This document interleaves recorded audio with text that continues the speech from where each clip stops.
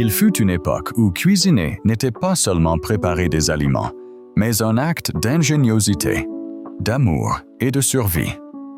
Dans les années 60, avec des produits en conserve, peu de moyens et beaucoup de créativité, on a inventé des plats qui peuvent paraître étranges aujourd'hui, mais qui, à l'époque, étaient de véritables héros de la table familiale.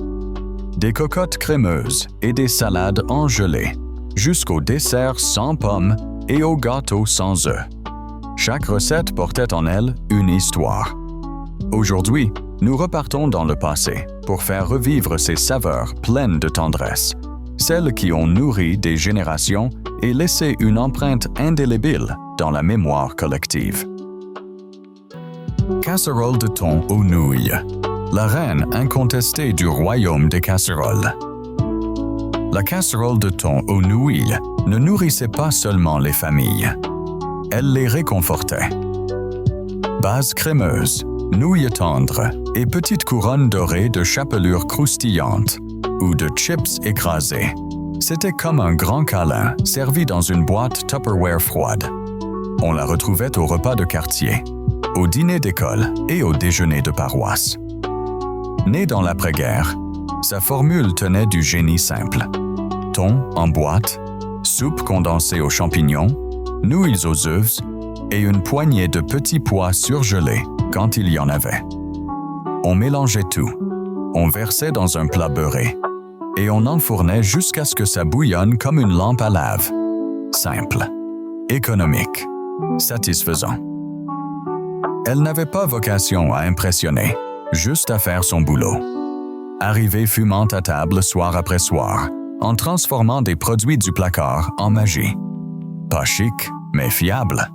Et parfois, c'est exactement ce qu'il faut pour le dîner. Bœuf séché en sauce blanche sur toast, SOC. Un plat avec autant d'histoire que de sel. Le bœuf séché sur toast, surnommé SOS dans l'argot militaire, était un classique des petits déjeuners de caserne. Mais il a aussi trouvé sa place dans les cuisines familiales en période difficile. De fines lamelles de viande séchée, sorties d'un bocal ou d'un sachet, mijotaient doucement dans une sauce béchamel épaisse au beurre, farine et lait. On versait généreusement le tout sur des tranches de pain demi-grillées. C'était bon marché, longue conservation et étonnamment réconfortant. Son goût salé remplissait l'estomac et l'âme. Quand les parents rentraient du service, ce plat devenait la tradition du samedi matin dans bien des foyers. Enfant, on rechignait. Adulte, on en était nostalgique. Car au-delà de sa simplicité, il avait le goût de la résistance, relevé d'un trait de sauce Worcestershire. Tourte de Sloppy Joe. Si un sandwich et une casserole avaient un enfant délicieux, ce serait cette tourte. À une époque où la viande hachée régnait et où tout se coiffait de ketchup, ce plat transformait le Sloppy Joe classique en gratin au four. Viande hachée dorée avec oignons, un filet de ketchup, une cuillerée de moutarde et un peu de cassonade.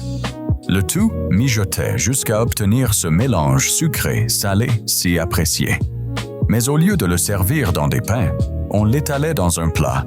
On couvrait de cheddar râpé et on coiffait d'une pâte à pain. Ou simplement de tranches beurrées. Au four jusqu'à frémissement et croûte dorée. Un hommage calorique à l'ingéniosité maison. Ça coûtait peu, ça nourrissait beaucoup, et ça amenait l'esprit du diner américain directement dans la salle à manger.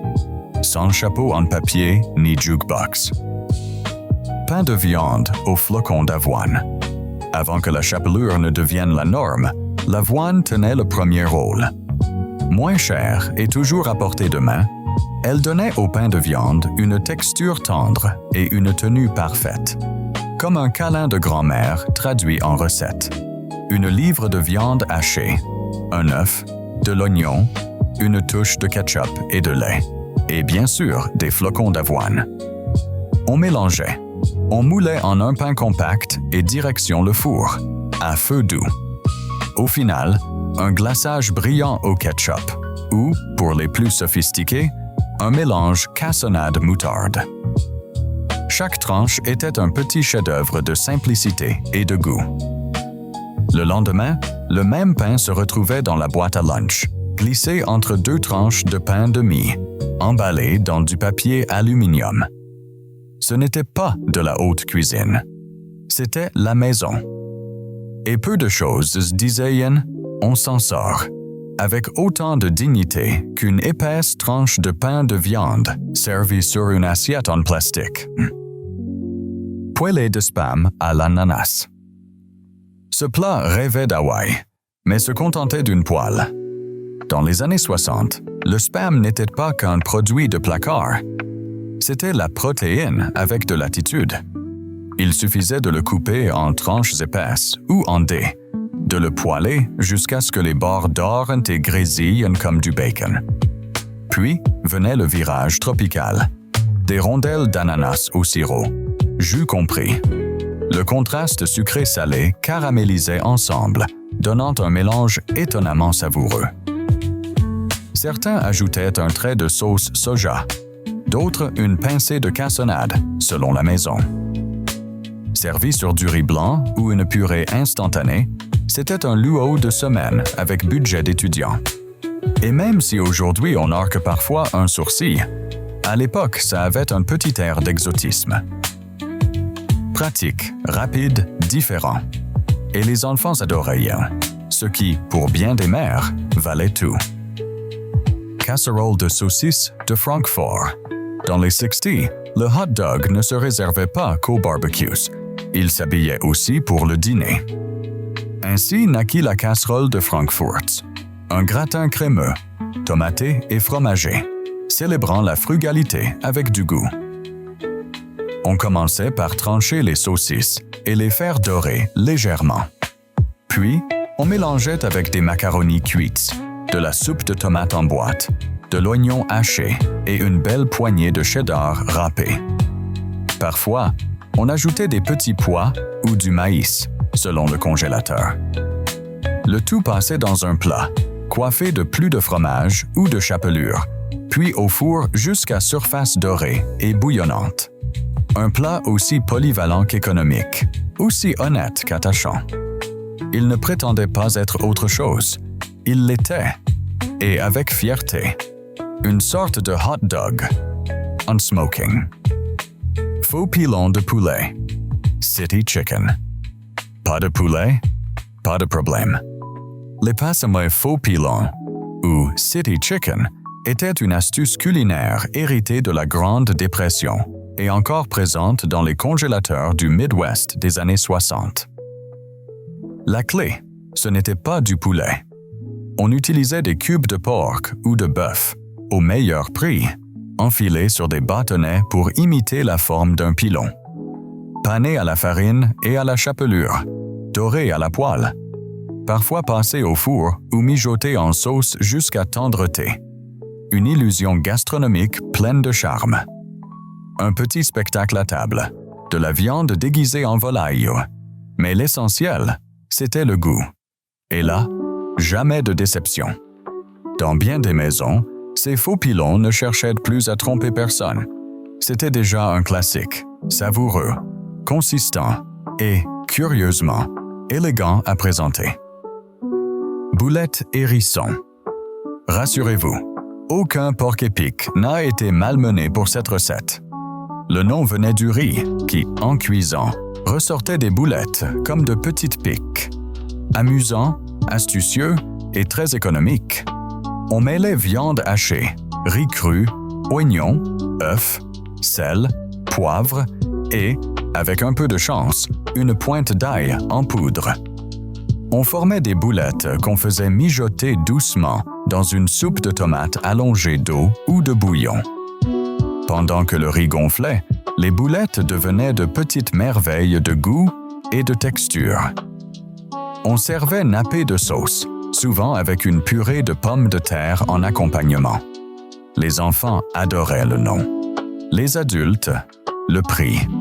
Et tout le monde, sans exception, adorait le résultat. De la viande avec une touche de magie. Tarte cheeseburger, Cheeseburger Pie.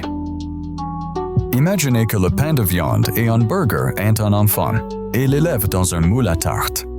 Voici la merveille. La tarte cheeseburger a sauvé bien des soirs dans les années 60. Rapide, roborative et absolument réconfortante. On commençait par dorer de la viande hachée avec de l'oignon, assaisonné de ketchup. On versait ce mélange sur une base de pâte maison ou dégainé d'un rouleau pour les urgences. Puis, une couche généreuse de cheddar et, par-dessus, un appareil façon pâte à biscuits type Bisquick, qui se transformait au four en croûte dorée et croustillante. Au final, une tarte qui se coupait comme une quiche, mais avait le goût d'un barbecue familial. Originale, savoureuse et surtout pratique. Un burger servi en parts, sans braise et sans vaisselle jetable. Macaroni au jus de tomate. À première vue, on dirait un accident culinaire. Et pourtant, dans bien des cuisines des années 60, c'était un classique simple et étonnamment satisfaisant. 2 ingrédients suffisaient, des macaronis cuites et du jus de tomate en boîte. Oui, du jus. Pas une sauce, ni une soupe. Ce liquide rouge et léger qu'on sert parfois en avion ou qu'on boit pour faire baisser le cholestérol. On cuisinait les macaronis al dente. On égouttait. On remettait dans la casserole. Puis on versait le jus directement et on réchauffait à feu doux, laissant les pâtes s'imprégner du goût acidulé et doux de la tomate. Certains ajoutaient une noisette de beurre. D'autres, une pincée de sucre, du sel, ou même un trait de lait pour adoucir l'acidité. Un plat modeste, de moyens limités, mais empreint de cette chaleur propre à la cuisine, avec ce qu'on a. Discret, mais toujours à l'heure sur la table. 1 minute. Si ce voyage dans les saveurs du passé te plaît, n'oublie pas de mettre un like à la vidéo et de t'abonner à la chaîne. Tu soutiens le contenu et tu ne manqueras aucune autre recette rétro. Et si tu actives la petite cloche, tu seras le premier à découvrir quelles autres pépites oubliées se cachent encore dans les cahiers de nos grandes-mères. Et maintenant, retour dans la cuisine des années 60. Couronne de mortadelle en gelée. Bologna Ring Mold. Peu de choses crient Fat 60s, comme un moule en gelée garni de charcuterie. Ce plat tenait de l'œuvre d'art ou de la malice culinaire, selon à qui l'on demande. Imagine, mortadelle finement hachée, cornichons au vinaigre, poivrons, fromage râpé, le tout suspendu dans une gelée salée, parfois même citronnée, moulé en couronne dans un bund ou un moule à geler. Ce n'était pas pour tous les jours. C'était la star des fêtes prénuptiales, réunions de voisinage ou buffets partagés où il fallait impressionner avec audace. Servi bien froid, accompagné de crackers salés et d'œufs mimosa, ce plat ne demandait pas la permission. Il s'imposait, provoquait et, étonnamment, plaisait. Le mélange du salé de la mortadelle, de l'acidité du cornichon et de la douceur crémeuse de l'assaisonnement, souvent mayonnaise ou Miracle Whip, avait un charme étrange. Pas de haute cuisine, mais inoubliable. Car dans les années 60, voilà ce qui arrivait quand l'ambition croisait une trancheuse. Tourte façon tamal, tamal pie. Ce n'était pas vraiment mexicain, mais pour bien des familles du Midwest, la tourte façon tamal était le plus proche d'un voyage au sud de la frontière. Une touche Tex-Mex de maison, filtrée par le prisme de la cuisine rapide et des conserves. Et malgré tout, savoureuse, réconfortante, chaleureuse comme un câlin. On dorait d'abord la viande hachée avec l'oignon et, avec un peu de chance, des poivrons. On ajoutait ensuite des tomates en boîte, des grains de maïs et une pincée de chili en poudre pour l'air exotique. La magie venait de la couverture. Une pâte de maïs, parfois faite maison, mais le plus souvent sortie d'une boîte. On la versait comme un manteau doré et on enfournait jusqu'à ce qu'elle gonfle et dore. Résultat, une sorte de ragoût avec le pain intégré. Moins de vaisselle, plus de ventre rassasié. Ce n'était pas grandiose, mais apprécié. Une petite aventure de goût sans passeport. Sauce du hamburger sur pain. S'il existe un plat qui résume « faire avec ce qu'on a », c'est bien celui-ci. De la viande hachée dorée avec oignons, assaisonnée juste ce qu'il faut, à laquelle on ajoutait farine et lait, ou eau, pour former une sauce épaisse, riche, avec du corps. On servait le tout sur des tranches de pain de mie, directement dans l'assiette, en laissant la sauce tout imprégnée. Certaines familles ajoutaient des petits pois ou du maïs. D'autres, si le budget suivait, saupoudraient un peu de fromage râpé. C'était le dîner de bien des soirs modestes, mais cuisiné avec amour. Car remplir l'assiette avec ce qu'on a, c'est aussi un discret acte de fierté. Poulet en sauce blanche sur biscuit. Ce plat avait un goût de dimanche, même si on était mardi et que les enfants boudainnent. Le poulet en sauce blanche sur biscuit n'était ni cher ni prétentieux, mais il avait de l'âme. On le préparait avec des restes de poulet cuit, rôti, bouilli ou, en version ultra pratique, en boîte. On l'effilochait avant de le mêler à une béchamel maison au beurre, farine, lait et bouillon. Parfois, on ajoutait petits pois, carottes ou céleri, selon le contenu du frigo. La magie opérait au moment de servir sur les biscuits. De petits pains salés à l'américaine, dorés dehors, moelleux dedans. Coupés en deux, ils s'imbibaient de sauce chaude pour une combinaison irrésistible. C'était la cuisine des temps durs, un plat qui disait « On n'a peut-être pas grand-chose, mais ce soir on va dîner comme si on avait tout. » Poêlée hachée de hot dogs. Hot dog hash. À l'époque, les hot dogs ne se limitaient pas aux barbecues ou aux matchs. Bon marché, pratique, caméléon. Et quand il fallait improviser le dîner avec le contenu du placard, naissait la poêlée de saucisses. Ce n'était pas une recette de livre, mais de la créativité purement maison. On coupait les saucisses en rondelles ou en dés, on les faisait revenir dans une poêle en fonte avec des pommes de terre en cubes et de l'oignon. Parfois, un poivron ou des restes de légumes. Le tout cuisait jusqu'à bien doré, croustillant dehors, fondant dedans. Un peu de sel, de poivre, et si on en avait, une giclée de ketchup ou de Worcestershire pour le caractère. On servait avec un œuf au plat dessus, ou une cuillerée de moutarde à côté. Un petit déjeuner déguisé en dîner, une cuisine anti-gaspi faite avec tendresse. Parce qu'avec une poêle, des restes et un peu d'ingéniosité, on peut créer quelque chose de mémorable. Casserole de jambon aux nouilles. Quand il restait du jambon du dimanche, et il en restait presque toujours, voici sa destination favorite du lundi. Une casserole discrète, mais qui cale et réchauffe le cœur. On faisait cuire des nouilles osseuses. On égouttait. Puis on mélangeait avec des morceaux de jambon, une soupe condensée, champignons ou céleri, selon le placard, un trait de lait et un peu de fromage râpé. Certaines cuisinières ajoutaient des petits pois, d'autres une pointe d'ail en poudre, voire des oignons frits par-dessus.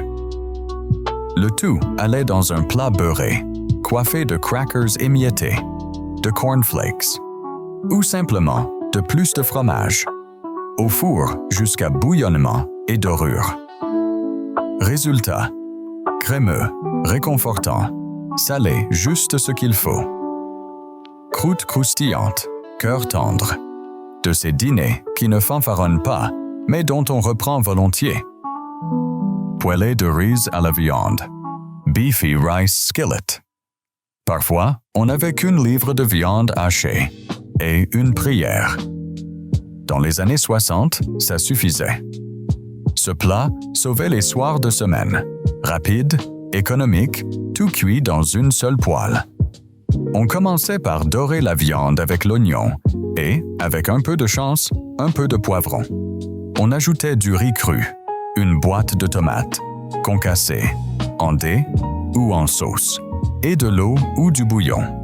On couvrait et on laissait mijoter à feu doux jusqu'à ce que le riz absorbe le liquide et gonfle, s'imprégnant des sucs de la viande et de la tomate.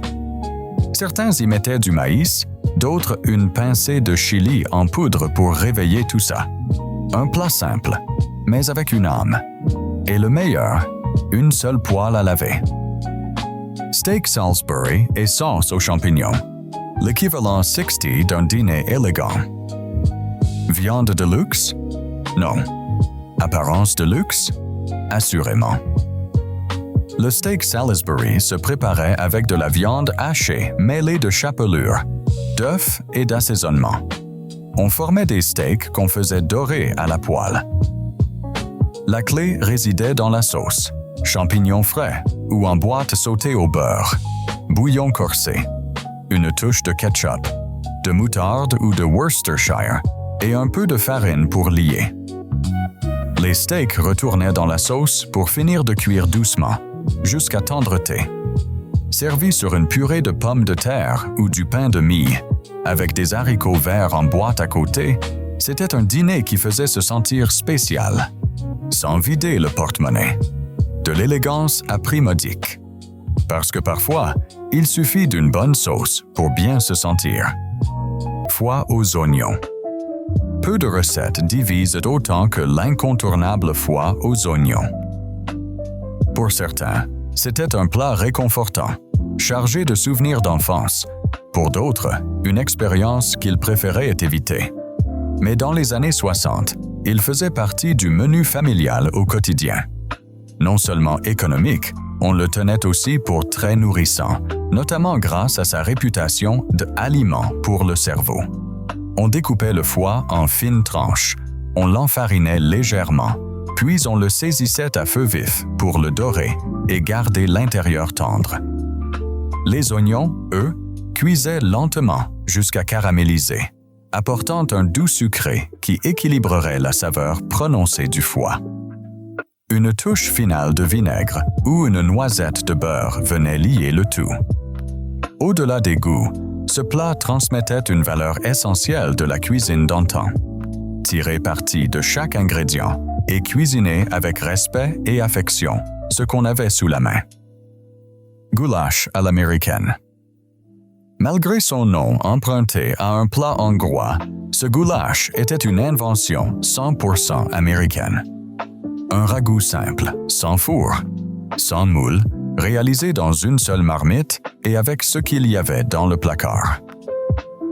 On commençait par faire revenir de la viande hachée avec ail et oignons, puis on ajoutait des pâtes, le plus souvent des macaronis, avec des tomates en boîte, un peu de concentré, de l'eau ou du bouillon, et une pincée de paprika pour ce petit côté international. Le mieux, c'est que tout cuisait ensemble, sans étapes compliquées ni présentation sophistiquée. On servait de la cocotte directement à l'assiette. Chaque foyer avait sa version, certaines avec du fromage râpé, du maïs, des épices italiennes ou un filet de sauce Worcestershire. L'objectif restait le même. Faire durer la viande, nourrir toute la famille et offrir un plat chaud, réconfortant et plein de goût. Plus qu'une recette, un geste d'affection servi à chaque cuillerée. Salade de gélatine au cottage cheese. Véritable icône des années 60, colorée, crémeuse et étonnamment rassasiante. On la préparait avec de la gélatine, souvent citron vert ou fraise, mélangée à du cottage cheese, des fruits, comme l'ananas en conserve, et, parfois, des mini-guimauves ou des noix. Résultat, une salade vibrante et tremblotante qui faisait à la fois garniture et dessert. Le cottage cheese apportait de la texture et une pointe d'acidité qui équilibrerait le sucré de la gélatine et des fruits. Créative dans sa manière de marier le crémeux et le fruité, elle s'est imposée comme un classique des réunions de famille et repas communautaires. Un brin singulière, certes, mais un délicieux rappel d'une époque où l'ingéniosité avec les ingrédients du moment faisait loi. Salade Ambrosia. La salade Ambrosia était la douceur des grandes tablées familiales dans les années 60, présente dans presque tous les repas partagés, surtout pendant les fêtes. On mélangeait crème fouettée, macédoine de fruits au sirop, noix de coco râpée et petite guimauve. Une combinaison onctueuse, douce et subtilement tropicale. Certaines versions ajoutaient une cuillerée de crème aigre pour contrebalancer le sucre et apporter un équilibre discret mais efficace. Au-delà du goût, son charme tenait à son allure. Couleur pastel, texture variée et présentation joyeuse, parfaite pour toute table festive. Chaque bouchée offrait une explosion de saveurs et un souvenir de ces temps où la simplicité et le fait maison suffisaient à surprendre. Rétro aujourd'hui, oui, mais l'Ambrosia reste synonyme de nostalgie, de douceur et de tradition. Salade aux 3 haricots. L'une des garnitures les plus populaires des pique-niques et repas en plein air des années 60. Sa palette de couleurs et ses saveurs vives la faisaient remarquer sur n'importe quelle table. On y met les haricots verts, haricots jaunes, cire et haricots rouges, avec des rondelles d'oignon. Le tout nappé d'une vinaigrette relevée au vinaigre, huile, sucre, sel et poivre. Certaines recettes ajoutaient une touche de moutarde ou des graines de céleri pour intensifier le goût. Son grand avantage, elle se bonifiait au repos. Après quelques heures au frais, les saveurs s'amalgamaient, les haricots buvaient l'assaisonnement et gagnaient en intensité. Sa texture ferme et son acidité en faisaient l'accompagnement idéal des viandes généreuses ou des plats chauds. Simple, mais avec une vraie personnalité. Un classique durable de la cuisine familiale de l'époque. Salade de petits pois et cacahuètes. Aussi singulière qu'attachante, c'est l'une de ces créations inattendues qui ont défini la cuisine maison des années 60. On mélangeait des petits pois en boîte bien égouttée, avec des cacahuètes grillées, liées par une sauce crémeuse à base de mayonnaise. Certaines versions ajoutaient crème aigre ou un trait de moutarde. Un contraste entre sucré, salé et légère acidité, étonnamment équilibré. Sans cuisson, sans complications et très polyvalente, on y glissait parfois du fromage râpé, du céleri ou un peu d'oignon pour plus de relief. Son jeu de texture, doux, crémeux et croustillant, en faisait une option différente mais très appréciée dans les repas partagés et réunions familiales. Inhabituel aujourd'hui? Peut-être. À l'époque, un parfait exemple d'ingéniosité avec des ingrédients accessibles à tous. Salade de carottes marinées, Copper Pennies. Surnommée Copper Pennies pour sa couleur brillante et ses rondelles pièces de cuivre. Cette salade comptait parmi les favorites des années 60. On cuisinait des rondelles de carottes al dente. On les laissait refroidir, puis on les faisait mariner dans un mélange aigre-doux de vinaigre, huile, sucre et une pointe de moutarde. Certaines versions ajoutaient lanières de poivron, oignons ou graines de céleri pour plus de goût et de texture. Après quelques heures au réfrigérateur, les carottes absorbaient la marinade, devenaient encore plus savoureuses tout en gardant leur croquant.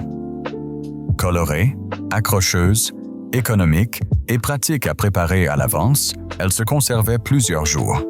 Son équilibre entre douceur et acidité, allié à sa présentation joyeuse, en faisait une option idéale pour buffets, fêtes et grandes réunions familiales.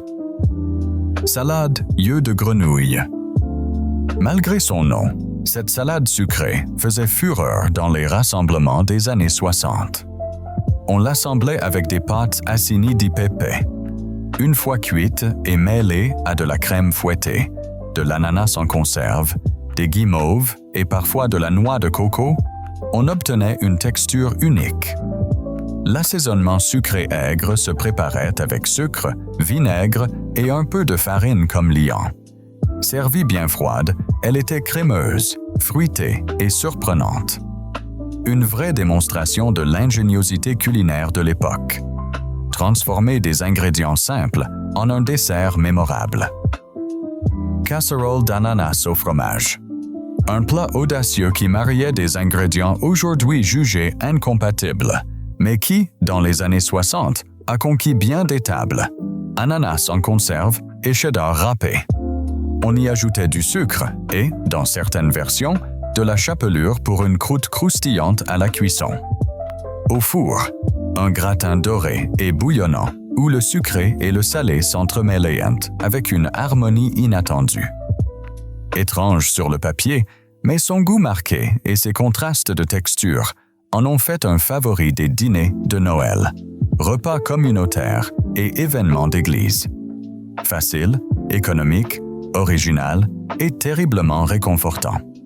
Tout le charme du fête maison de l'époque.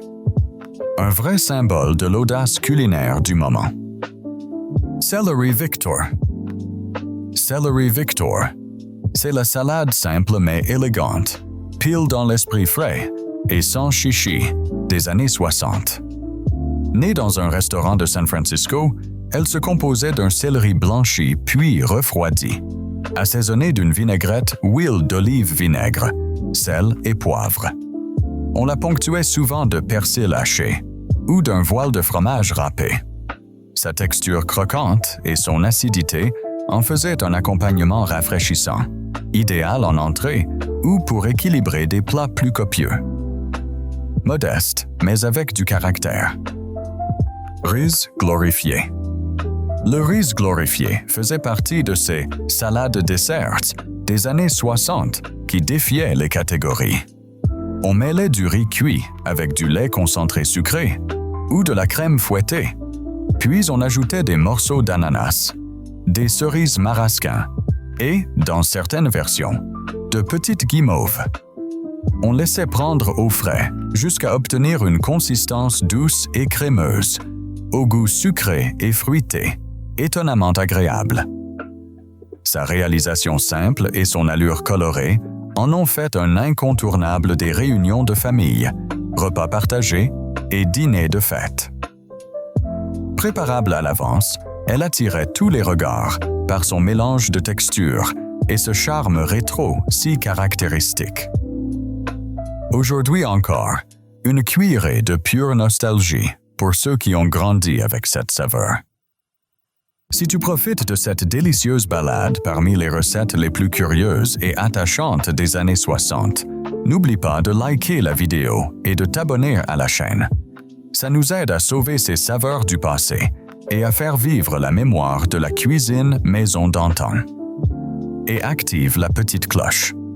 Aucune pépite culinaire ne t'échappera parmi les pages jaunies des vieux carnets de recettes. Allez, on continue avec d'autres classiques rétro qui ont marqué une époque. Haricots au four à la cassonade. Garniture culte des repas familiaux et barbecue des années 60, avec un mélange irrésistible de sucré-salé. On partait de haricots en conserve, auxquels on ajoutait cassonade, mélasse, moutarde et, dans bien des recettes, des morceaux de bacon. La cuisson au four caramélisait les sucres et formait une sauce épaisse et brillante qui enrobait chaque haricot d'une saveur profonde et délicieuse. Faciles à préparer, pratiques aussi. On pouvait les cuisiner à l'avance et les réchauffer sans rien perdre en goût. Texture crémeuse, douceur de la cassonade et touche salée du bacon. Une garniture chérie à l'époque, toujours là quand on voulait quelque chose de simple mais plein de caractère. Casserole de haricots verts en conserve. symbole des dîners de fin d'année, ce gratin se faisait avec des haricots verts en boîte, de la soupe aux champignons et un peu de lait. On le coiffait d'oignons frits croustillants avant d'enfourner jusqu'à ce qu'il devienne doré et bouillonnant. Son grand atout, la simplicité. Préparable à l'avance et ultra facile à servir. Humble à l'origine, devenu inoubliable par sa texture crémeuse et son goût réconfortant. Salade moulée aux canneberges. Cette spectaculaire salade gélifiée s'invitait presque obligatoirement aux repas de fête des années 60, surtout à Thanksgiving et à Noël. On partait de sauce de canneberge en boîte, combinée à de la gélatine, et l'on ajoutait souvent des ingrédients comme noix, ananas écrasé ou zeste d'orange par citron pour relever la saveur et donner plus de texture. Le tout se mêlait à du jus d'agrumes, puis se versait dans des moules décoratifs pour prendre au froid jusqu'à une consistance ferme et brillante. Son goût aigre-doux, entre le sucré du fruit et l'acidité des agrumes, s'accordait à merveille avec des plats principaux comme la dinde ou le jambon. Au-delà de son effet visuel, c'était une manière créative et rafraîchissante d'intégrer le fruit au menu, apportant un contraste léger face aux plats plus riches. Pratique, festive et originale, une vraie touche de saison sur la table. Chou au beurre. Plat simple et nourrissant. Le chou au beurre ne demandait que chou, beurre, sel et poivre. Cuit à la vapeur ou à l'eau, puis généreusement nappé de beurre fondu. Basique? Oui, mais sa saveur douce et sa texture tendre en faisaient de l'accompagnement idéal des plats plus costauds. Une recette sans prétention, très présente à la maison pour son côté réconfortant. Salade de macaroni au cornichon. Classique des repas en plein air, elle ressemblait macaroni cuit, mayonnaise et une pointe de moutarde. Sa signature, des cornichons hachés qui apportaient acidité et croquant. Certaines versions ajoutaient céleri, oignons ou œufs durs. Préparée à l'avance, elle gagnait en saveur avec le temps. Parfaite avec viande rôtie ou frites, elle séduisait par ce duo crémeux frais. Pommes de terre farcies au four. Connu aussi comme Twice Baked Potatoes, c'était l'art de transformer un ingrédient basique en plat principal ou en garniture spéciale. On cuisait les pommes de terre, on les évidait délicatement et on mêlait la pulpe à du fromage râpé, de la crème, du beurre ou du bacon croustillant. On remettait cette purée onctueuse dans les pots, puis au four jusqu'à obtenir un dessus doré et légèrement croustillant. Savoureuse et très modulable. Chacune adaptait la farce avec chili, légumes sautés ou restes de viande. Économiques, simples à faire et visuellement très appétissantes, elles sont devenues un choix populaire des dîners maison des années 60. Parfait exemple d'optimisation du placard sans renoncer au goût. Pain de maïs à la graisse de bacon. On y recyclait la graisse du bacon, ingrédient du quotidien dans les années 60, pour lui donner une irrésistible note fumée. Pâte à base de farine de maïs, farine de blé, sucre, œufs et lait, mélangés à la graisse chaude et versés dans une poêle en fonte. Au four, une croûte croustillante dehors et une mie moelleuse dedans. Servi avec haricots, légumes ou poulet frit, c'était une garniture si délicieuse qu'elle s'est imposée à la table familiale. Petit pain express au Bisquick. La solution idéale pour vouloir du fait maison savoureux sans se compliquer. Avec le célèbre mélange Bisquick, il ne fallait que lait, un peu de beurre et le mix lui-même. On mélange, on dépose des cuillerées sur la plaque, on enfourne, doré dehors, aérien dedans. Sans pétrir, sans étaler, sans détailler, ils sont vite devenus l'allié pratique pour accompagner presque tout. Parfaits avec soupe, ragoût, viande rôtie ou plats à la cuillère. Simple, bons et fondants. Un classique instantané des dîners familiaux, surtout le dimanche, ou les jours où le temps manquait, mais où le fait maison restait roi. Farce de pain blanc. Classique des fêtes, préparé avec des cubes de pain blanc séché, sauté avec oignons et céleri dans le beurre, puis mêlé à du bouillon pour donner saveur et moelleux. On assaisonnait avec sauge, thym et poivre. Certaines versions incluaient saucisses, pommes ou noix. À cuire au four à part ou à glisser dans la dinde. Sa texture moelleuse et son goût réconfortant en ont fait un élément essentiel des grands repas des années 60. Spoonbread maïs crème. Ce plat du Sud croisait le meilleur du pain de maïs et du pudding de maïs. Base de mélange au maïs crémeux, sucre, œufs et lait, qui, à la cuisson, devenait tendre et soyeux, presque comme un flan salé. On le servait à la cuillère, avec un équilibre parfait entre douceur et goût de maïs. Idéal avec viande rôtie ou frite, c'était un plat chaud et réconfortant, parfait pour nourrir toute la famille avec une touche maison et savoureuse. Plat 40. Ce plat était une manière créative et élégante de transformer des ingrédients basiques, comme le riz et le poulet, en quelque chose de spécial. On faisait cuire le riz, puis on le mélangeait avec des œufs, du fromage râpé et, dans certaines versions, des légumes comme des poivrons ou des petits pois. Ce mélange était soigneusement pressé dans un moule en forme d'anneau. Une fois passé au four, il prenait une texture ferme et un aspect très spectaculaire.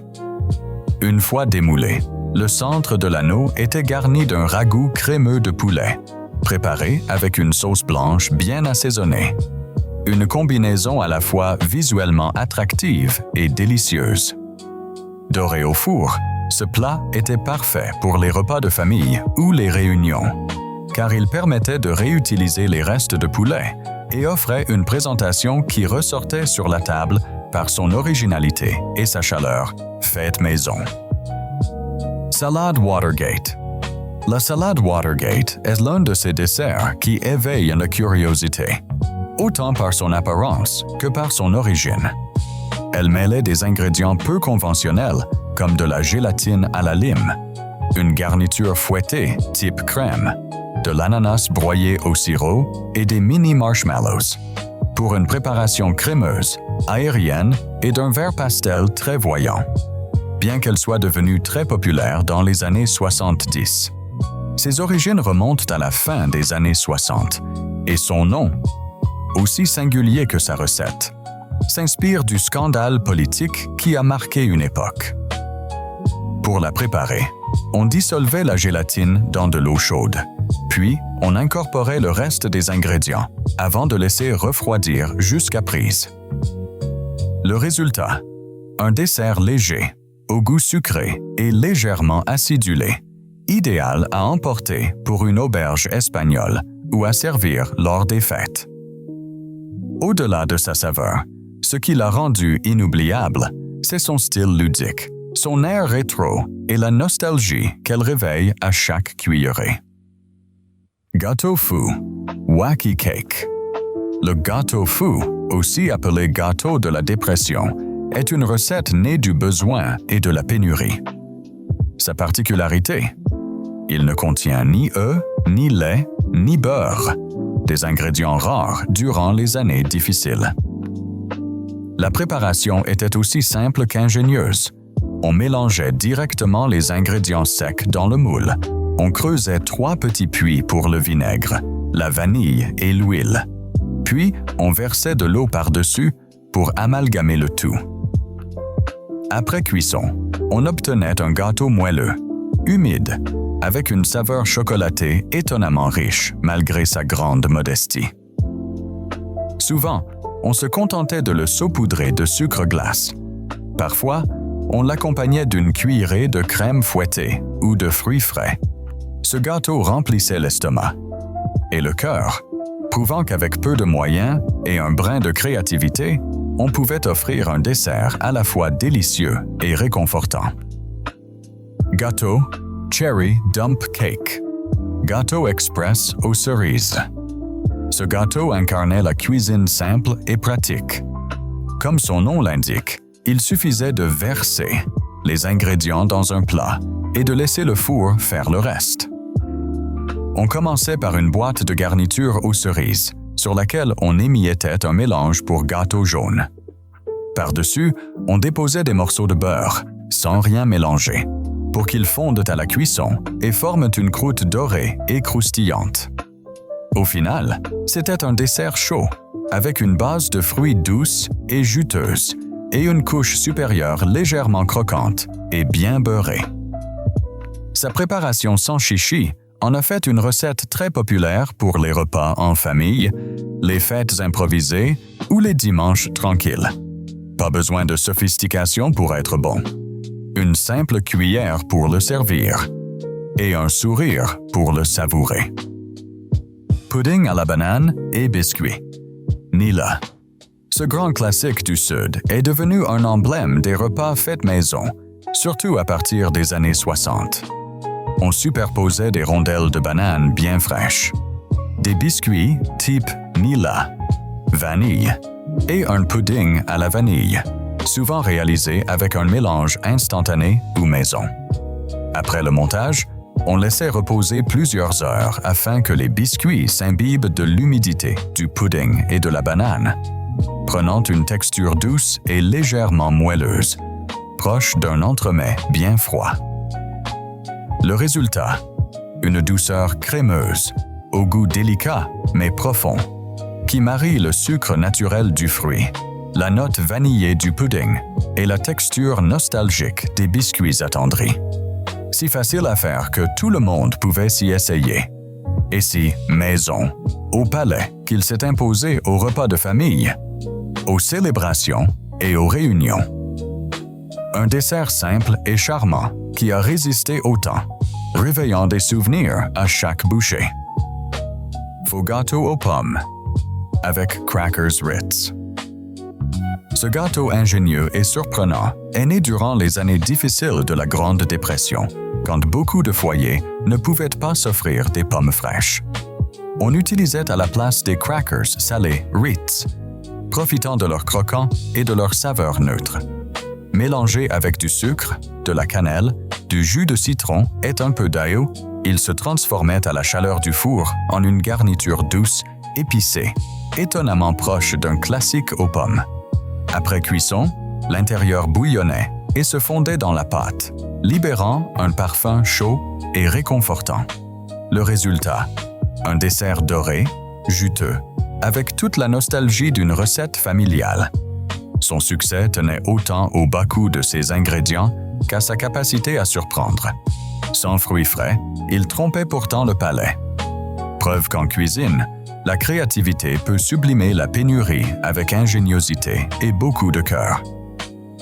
Gâteau renversé à l'ananas. Icône visuelle et culinaire des célébrations familiales des années 60, ce gâteau impressionnait au démoulage.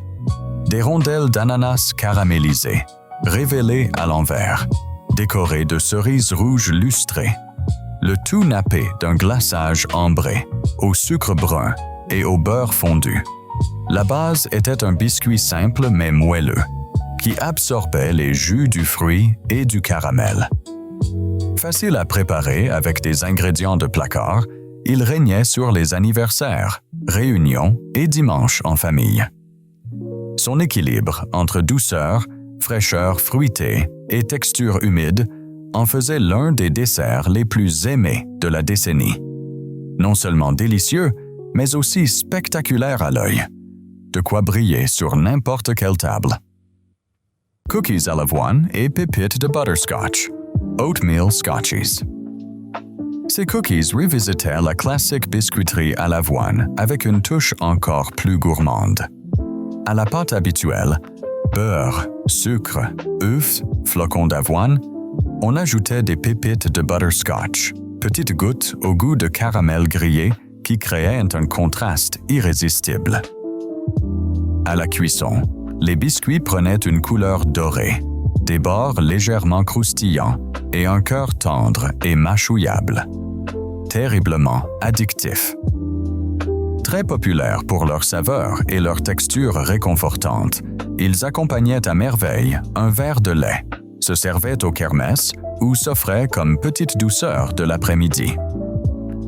Sains, simples et accessibles, ils ont vite trouvé leur place dans bien des cuisines familiales, surtout là où les petites sucreries maison faisaient partie du quotidien.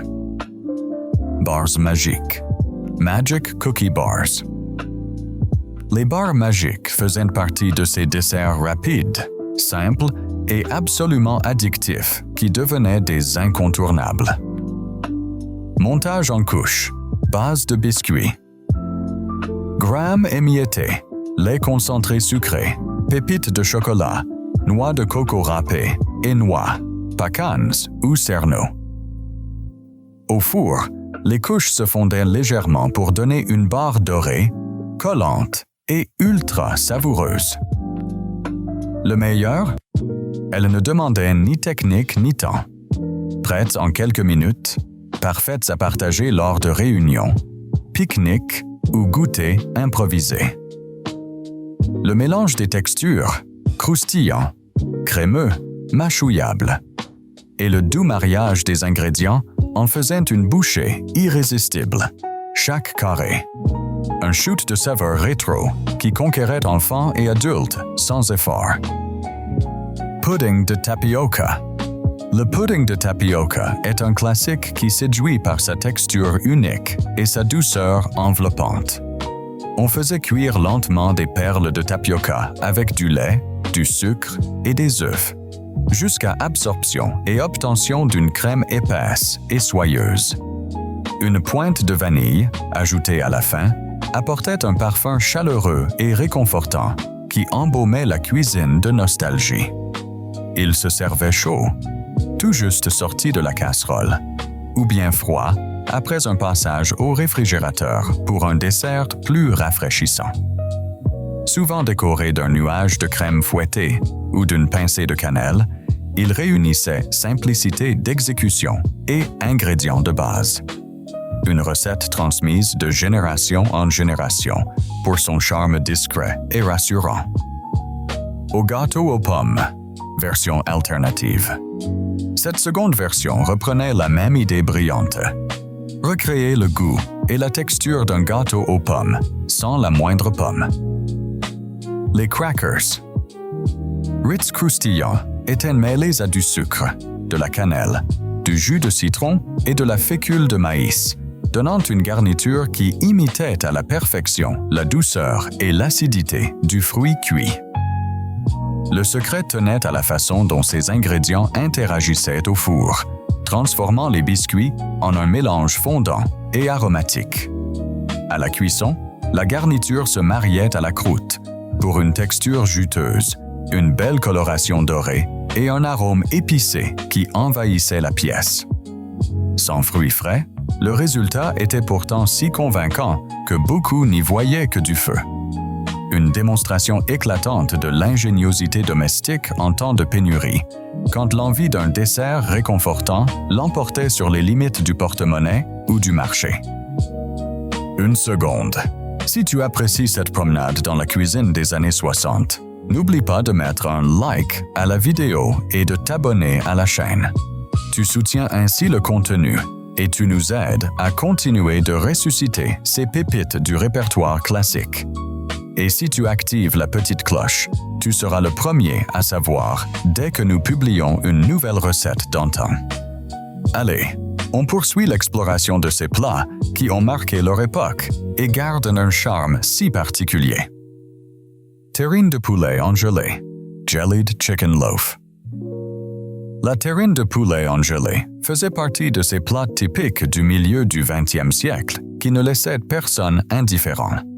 On mélangeait du poulet émietté avec des légumes hachés et parfois de l'œuf dur ou de l'oignon, le tout emprisonné dans une gelée transparente réalisée à base de bouillon ou de consommé de poulet. La préparation était versée dans un moule, puis réfrigérées plusieurs heures jusqu'à ce qu'elles prennent fermement. Au démoulage, on coupait de épaisses tranches servies bien froides, comme une charcuterie. Si sa texture gélatineuse et son aspect pouvaient surprendre, c'était une solution économique, facile à conserver et très pratique pour des déjeuners légers ou des repas en plein air. Elle représentait à merveille l'ingéniosité domestique de l'époque. Transformer des ingrédients basiques en un plat fonctionnel, nourrissant et différent. Casserole de spam aux fèves de Lima. Spam and Lima bean casserole. Cette casserole poussait à l'extrême la cuisine économique et fonctionnelle des années 60. Le fameux spam, la viande en boîte par excellence, y était associé à des fèves de Lima surgelées et à une sauce crémeuse, souvent réalisée avec une soupe de champignons en conserve. Pour booster la saveur, on ajoutait parfois des rondelles d'oignon, du fromage râpé ou même une pincée d'ail en poudre. Une fois gratiné, on obtenait un plat dense, chaud et plein de goût. Le salé typique du spam contrastait avec la douceur des fèves et le corps de la sauce pour un repas complet sans complications. Ce n'était ni raffiné ni visuellement sophistiqué, mais cela remplissait parfaitement sa mission. Nourrir toute la famille avec des ingrédients durables et bon marché. Une preuve de plus de l'ingéniosité culinaire d'une époque où la praticité régnait. Hamburgers and conserve. Canned hamburger patties. Les hamburgers en boîte étaient une option pratique qui promettait de résoudre le dîner en quelques minutes, surtout dans les foyers où le temps et le budget étaient serrés. Déjà cuits et conservés dans une sauce épaisse et savoureuse, ils se réchauffaient directement à la poêle.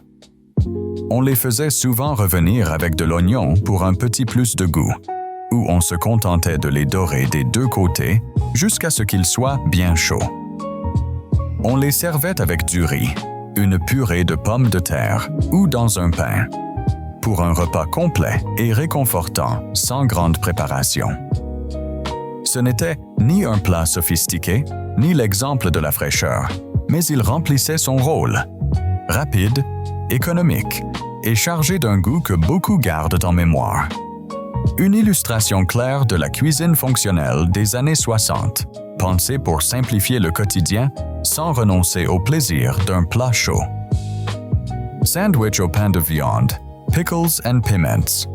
Pickle and pimento loaf sandwich. Un délice aussi étrange que charmant du milieu du 20e siècle.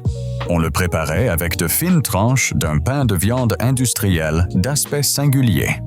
Une mosaïque de viande pressée parsemée de petits morceaux de cornichons verts et de piments rouges qui lui donnaient son look moucheté si caractéristique. On le glissait entre deux tranches de pain demi-moelleux et, très souvent, on ajoutait une tranche de fromage américain pour la douceur et le contraste. Ce n'était ni sophistiqué ni élégant, mais sa place était toute trouvée dans la cuisine du quotidien. Rapide à préparer, peu coûteux et d'un goût particulier mais satisfaisant. Presque addictif pour ceux qui ont grandi avec. Un classique des boîtes à lunch, des déjeuners improvisés et des pique-niques d'été, symbole d'une époque où la praticité et l'accessibilité guidaient tant de repas maison. Tartinade de sardines sur toast. Sardines spread on toast. La tartinade de sardines offrait une solution rapide, économique et étonnamment savoureuse pour un repas léger. Il suffisait d'ouvrir une boîte de sardines, de les égoutter, puis de les mêler à de la mayonnaise, de la moutarde ou un trait de jus de citron, selon les habitudes de chacun. On obtenait une pâte crémeuse au goût marqué, que l'on étalait généreusement sur des tranches de pain grillé bien croustillantes. Simple, mais riche en protéines et en bonne graisse, ce petit plat s'est imposé pour des déjeuners rapides, des dîners légers, ou même des encas salés.